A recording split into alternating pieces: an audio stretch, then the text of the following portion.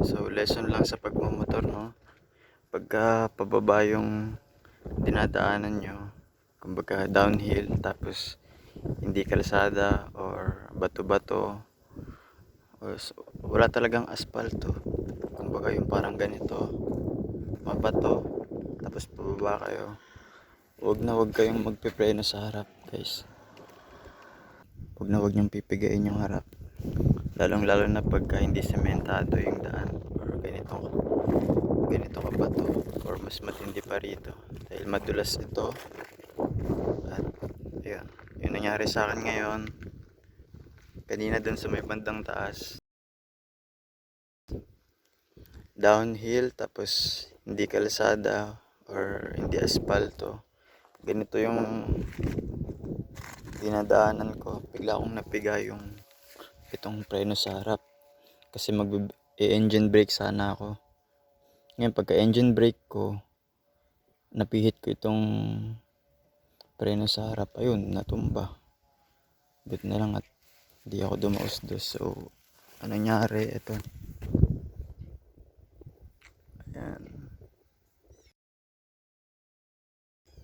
yan, tsaka ito pa, daming nasugatan yung baby ko. Ito po, gasgas, ito gasgas niya, daming gasgas. At ito pa yung pinakamalala, nabasag yung fairings niya. Ewan ko lang paano gagawin dito. Hindi ko na pinoproblema yung dito sa akin, yung sugat ko eh. Meron din dito, masakit yung bandang tuhod ko. Ay, may sugat din pati rito sa ilalim loob ng medyas. Pero wala sa akin yan. Yung pinoproblema ko lang, tumabingi rin yung, medyo tumabingi rin tong preno ko.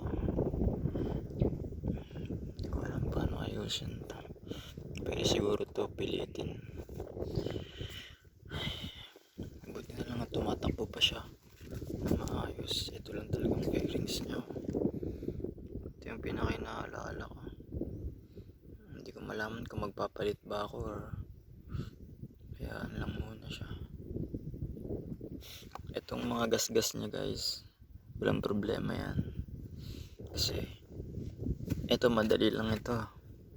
Itong gantong gasgas na puti, ano lang yan, yung rubbing compound ba yun na tinatawag, madali mawawala rin yan. Pero itong pag may itim, nakita nyo na yung itim, natanggal na yung pintura, ang gagawin dyan yung may nabibili na touch up, yun yung pampawala dyan. Pero itong nabasag ewan ko lang, pag-iipunan ko siguro, baka pwede pa siguro ito. Pasensya na talaga motor ko, patawad mo sana. Grabe, hirap magsigrasya. So ulit, paalala lang ulit, pag downhill, lalo na kung hindi kalsada, huwag niyong pipihitin itong preno sa harap. Kasi ang mangyayari nun, syempre pababa, pag pinilit nyo to, bibigat yung harapan nyo ngayon. Pag napaliko nyo pang ganyan yung pag napaliko nyo pa yung manubela, diretso talaga bagsak. Patawad, sana mapatawad ako ng motor ko. Grabe ginawa ko.